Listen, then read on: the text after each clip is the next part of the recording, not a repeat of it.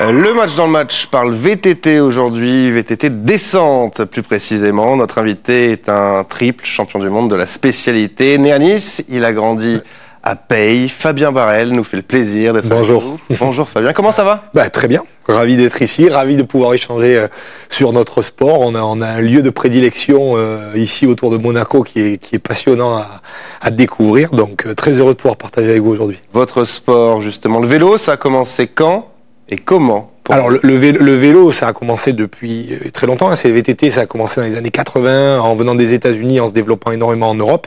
Pour ma part, c'est les années 90, commencé 94, 95 sur la descente de Peille qui était au col de la Madone juste là derrière, mais aussi la Coupe du Monde de Cap d'Aille qui a été ma première Coupe du Monde, qui partait de la Tête de Chien et qui arrivait donc juste à l'entrée de Monaco. Des superbes épreuves qui ont fait mes premières armes et qui m'ont lancé après pour une carrière de plus de 25 ans dans le milieu. Une longue et belle carrière. Est-ce qu'il y a un héritage familial ou c'est vous, tout seul, qui êtes venu au VTT ? Pas du tout. L'héritage, il a été lié au relief et lié à mes terres. J'ai fait plein de sports et j'ai commencé le VTT très tard. J'avais 13, 14 ans. Et puis derrière, dans la foulée, quand on a organisé la descente de Peille, parce qu'il y a un champion avant moi qui s'appelle Nicolas Vouilleuse. On en parle un peu. Voilà, qui était présent. Et du coup, on allait découvrir les terres et on s'est lancé, je me suis lancé dans la descente avec beaucoup d'engagement et de plaisir.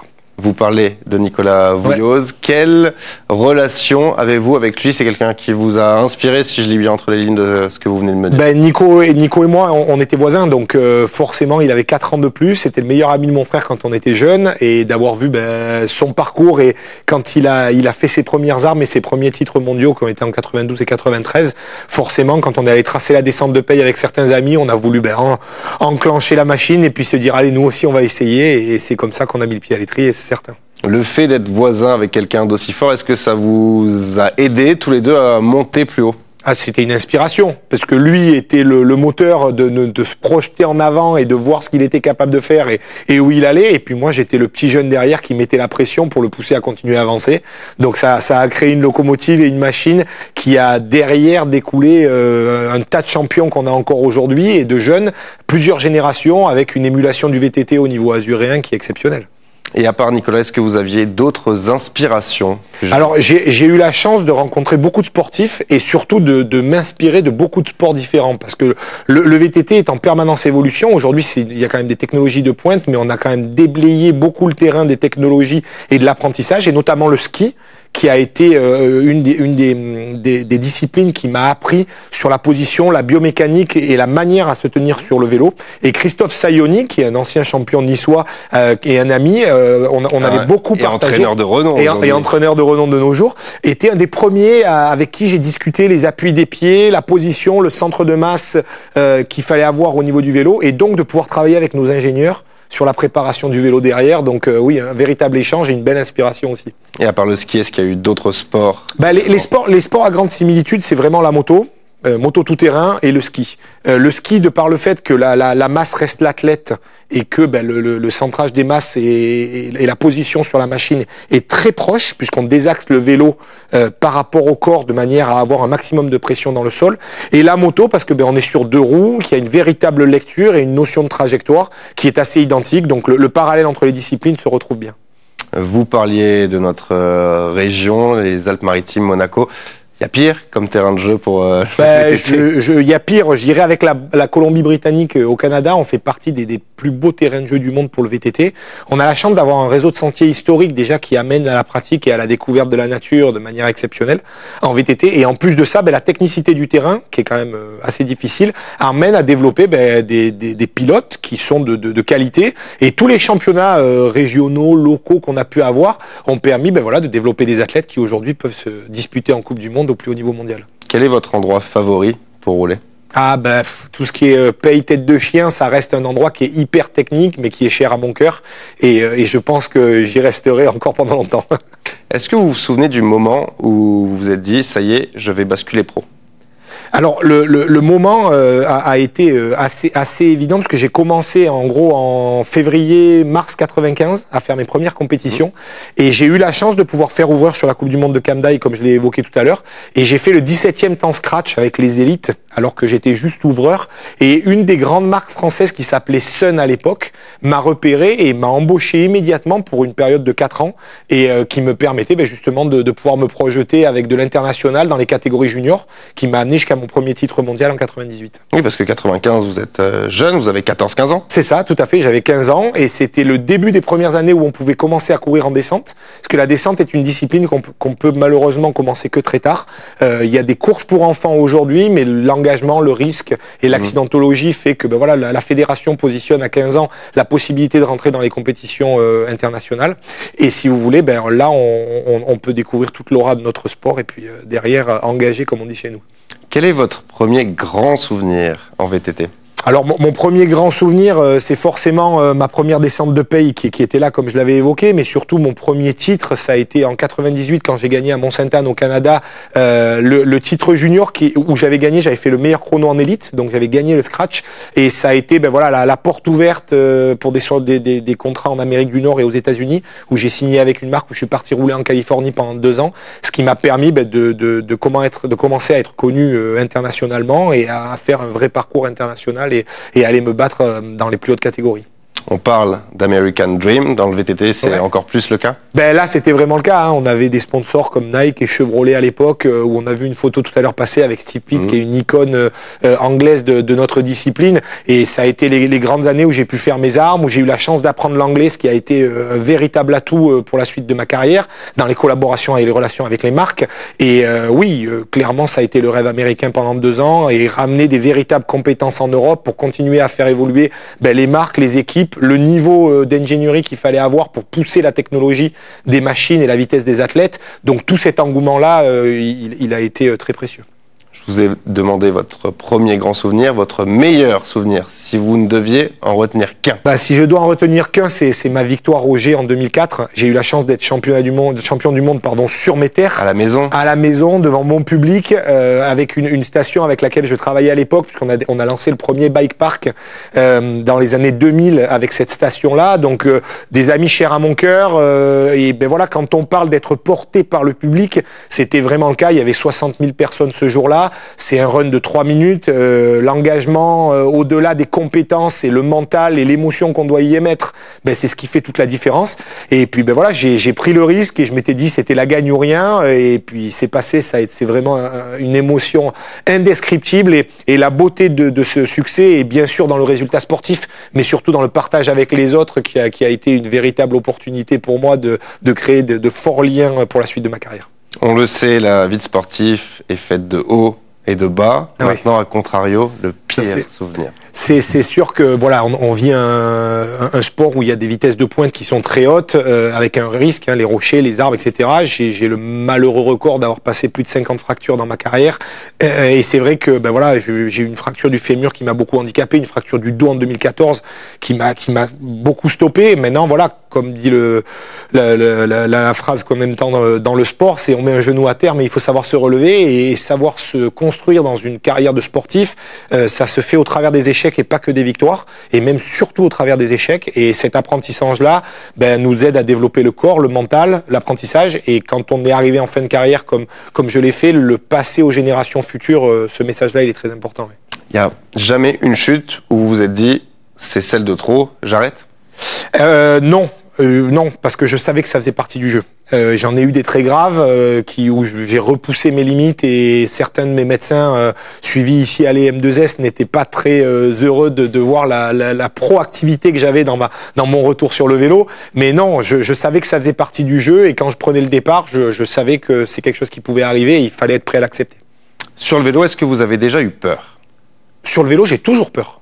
Oui, il faut l'avoir, cette peur ? Je pense que cette peur est nécessaire. La peur en tout humain nous permet d'évaluer les risques et de pouvoir les gérer. Je pense que les personnes qui sont sans peur ne vont nulle part, surtout dans un sport comme le nôtre, c'est-à-dire que c'est blessure après blessure et qu'il n'y a pas construction. La peur est une chose qu'il faut savoir appréhender, qu'il faut savoir comprendre, de manière à pouvoir élever l'art du geste, tout en ayant une véritable prise de conscience de ce qu'on peut faire et de ce qu'on ne peut pas faire.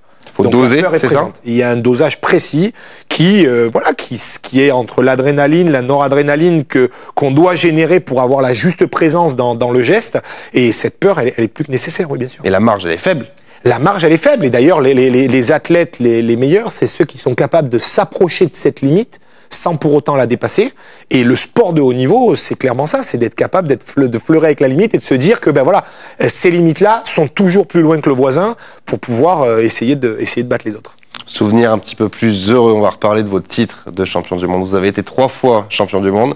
Ils sont où aujourd'hui vos maillots arc-en-ciel? Alors mes maillots arc-en-ciel, je vais vous faire rêver, je vis pas dans le passé, mais ils sont simplement rangés proprement dans des cadres avec mes médailles, prêts à être ressortis au bon moment. J'expose très peu les choses du passé, même dans ma propre maison. Je suis très heureux de le partager. J'avais un vélo de champion du monde qui était au Stars and Bars là pendant très longtemps, qui était juste ici. Et très heureux de le montrer et de le partager. Maintenant, je suis quelqu'un qui vit de l'avant et même si j'ai profité d'une très très belle carrière, je continue aujourd'hui à avoir de superbes projets avec les athlètes et les marques avec lesquelles je travaille et pour le développement du vélo au sens large. Et je regarde de l'avant et ces maillots-là, ils sont chers à mon cœur, rangés dans un placard bien proche de moi. Donc vous ne les regardez pas tous les jours? Ah non, je vis pas sur mes acquis. Au contraire, je me dis qu'il faut continuer à construire et que every day is a school day, comme ils disent en anglais, et qu'il faut savoir progresser au quotidien. Et là, je prends très sérieusement la passation de ce que j'ai pu apprendre à d'autres athlètes et à d'autres personnes pour pouvoir continuer à voir le sport grandir.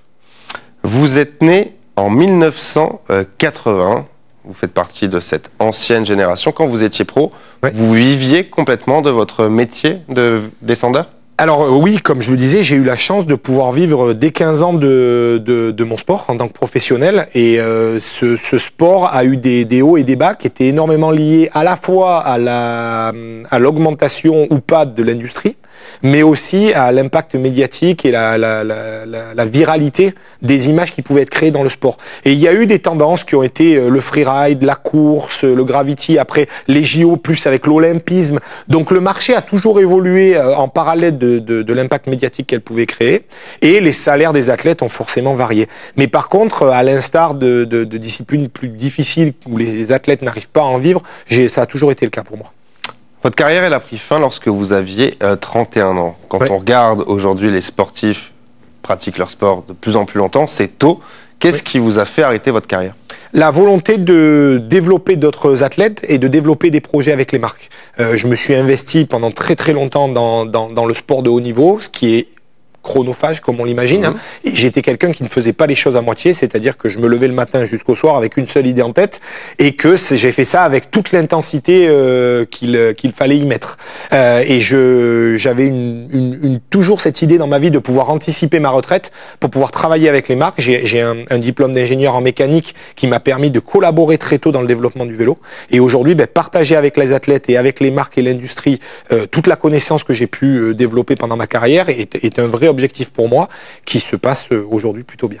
La semaine dernière ont eu lieu les championnats de France à Valberg. Qu'est-ce que ça vous fait de voir les championnats de France dans votre région, dans votre département même? C'est une fierté. On a eu les championnats de France à Oron en 2013, si je dis une bêtise, 2013. On a à nouveau les championnats de France qui sont revenus à Valberg. Nos montagnes sont les plus belles et nos champions les meilleurs du monde. Donc je trouve totalement légitime qu'on arrive à ramener sur le territoire azuréen ce championnat de France. On a eu un bel événement et surtout on a eu un très beau champion qui nous a fait une superbe prestation sur un retour de saison qui a été un peu compliqué pour lui, ce qui est de bon augure pour les championnats du monde qui arrivent la semaine prochaine. On a parlé de Nicolas. J'aimerais qu'on parle d'une autre figure locale, une star mondiale même, Loïc Bruni. Quel type de relation avez-vous avec Loïc? Loïc, pour la petite anecdote, j'ai une photo avec lui que je lui ai montré récemment où je gagne ma première Coupe de France et il est dans la poussette. Donc pour vous dire, oui, véridique, sur le parking à Métabier sur une Coupe de France. Aujourd'hui, Loïc, c'est vraiment l'icône de notre sport parce qu'il a su regrouper tout ce qu'il fallait pour arriver à déjà avoir le nombre de titres qu'il a eu, mais surtout d'avoir une véritable constance et légitimité auprès des médias. Et ça, aujourd'hui, il a fait un travail de fond exceptionnel. Il s'est développé lui-même. Il a grandi et au-delà d'être un athlète exceptionnel, c'est une personne exceptionnelle qui a su jongler avec tous ces éléments. Et Loïc, c'est le plus bel ambassadeur qu'on pouvait espérer pour notre discipline. Et il est azuréen et il est français, donc c'est une grande fierté pour nous, bien sûr. On le sait, il y a plein de disciplines dans le VTT. J'aimerais qu'on fasse une petite parenthèse pour parler de cross-country, où la France a brillé lors des derniers Jeux Olympiques, avec l'or pour Pauline Ferrand-Prévot et l'argent pour Victor Koretsky. Comment les avez-vous vécus, ces Jeux en VTT? Bon, avec plein d'émotions. Déjà, d'être sur place. Vous les connaissez personnellement? Oui, je les connais personnellement. Il faut savoir qu'aujourd'hui, quand on monte sur site, les JO étaient absolument magnifiques. Qu'il y a eu à Paris, on a eu des images qui étaient exceptionnelles. Ces athlètes étaient prêts et se sont préparés pour une épreuve qui était sur un territoire qui était le leur. Donc, on se dit en terre conquise, mais la pression n'est que plus haute et l'émotion que plus riche. Et puis, ils ont su, comme on disait, transcender le geste, avoir cette capacité mentale de se dire on va repousser ces limites qu'on évoquait tout à l'heure. Pauline a très largement... Elle a écrasé la course. Voilà, elle a écrasé et elle l'avait annoncé. C'est ça ce qui est fabuleux, c'est qu'elle l'a annoncé en disant je vais gagner et je vais gagner avec de la marge. Et il y avait les antécédents. Tokyo, Rio, où elle était très attendue, elle n'avait pas réussi. Donc, et là, elle a mis tout le monde d'accord. Voilà, elle a eu cette capacité mentale à montrer que c'était la grande championne qu'elle est, et elle avait la ferme volonté de pouvoir tourner cette page du VTT avant de passer sur la route. Donc elle a mis tout le travail en place et le dévouement psychologique pour y arriver. Et elle nous a prouvé la très grande championne qu'elle est aujourd'hui. Et Victor, il n'en était pas loin. Il y a eu un petit face-à-face et un peu un bloc-pass fait par Tom Pidcock à un moment clé de la course. Ça s'est joué sur un geste technique. Mais sinon, il était présent et il était là pour la gagne. Tout comme mon ami dont je parle avec grand plaisir, Julien Absalon, qui a eu plusieurs titres et qui attendait cette victoire avec grand plaisir. Alors c'est une médaille d'argent, mais elle peut valoir de l'or, clairement. Voilà, on voit Julien là à l'image du coup. Julien Absalon, le Varois. Pauline Ferrand-Prévot, que l'on croise souvent à la Turbie si on roule. On va en parler de la Turbie. TV Monaco, vous avez suivi il y a quelques mois pour un projet de centre du cyclisme. On en est où? Ça avance. On est dans toutes les démarches administratives qui sont pas si simples. C'est un site qui est absolument exceptionnel, avec un environnement de nature qu'il faut absolument préserver et protéger. On se doit, dans le cadre de ce projet, de pouvoir mettre vraiment tout dans les bonnes cases pour protéger l'environnement, tout en donnant une espèce de renaissance au site qui est à l'abandon depuis plus de 25 ans aujourd'hui. On a eu cette opportunité qui nous a été offerte par la commune de la Turbie, dont j'en suis plus qu'heureux. Et on est en train d'avancer sur ces phases-là, en espérant pouvoir que le centre puisse voir le jour, j'espère, en 2026.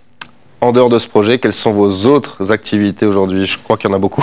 Comme je le disais, aujourd'hui, je travaille énormément avec l'industrie. On a parlé du sport de haut niveau, mais la mobilité douce est un des points clés aujourd'hui dans le développement du vélo, et notamment des matériaux qu'on utilise dans le vélo.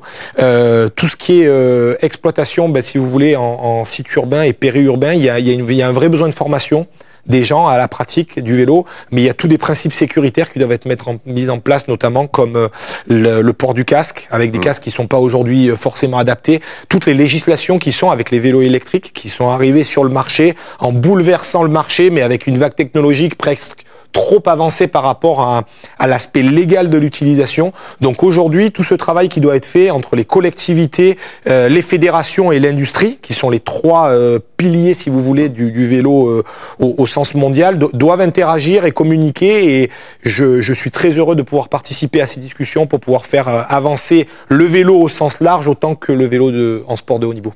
Fabien, merci beaucoup pour cet entretien. Vous êtes le bienvenu quand vous le voulez. Un grand plaisir. Merci. Et merci à vous de nous avoir suivis. Le sport revient très vite sur TV Monaco. Salut.